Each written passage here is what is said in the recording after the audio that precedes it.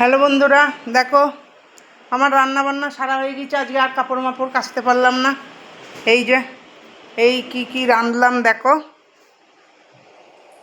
এই ডেলিকার মতন সাদা ভাত, আর করেছি পটল ভাজা, আর এটা শুক্তো কাঁচকলা, আলু, ডাঁটা, উচ্ছে,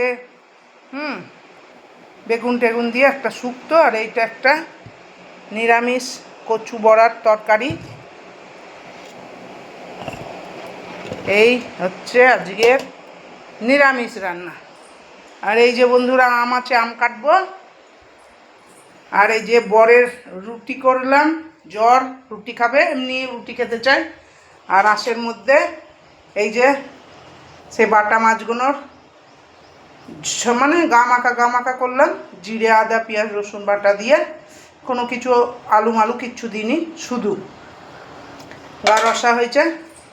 আর এই কাঁচকি মাছ না মোরলা যাই হোক, ওই মাছের কচু দিয়ে মাখা একটা তরকারি। এই হচ্ছে বন্ধুরা আজকের রান্না বান্না, ঠিক আছে?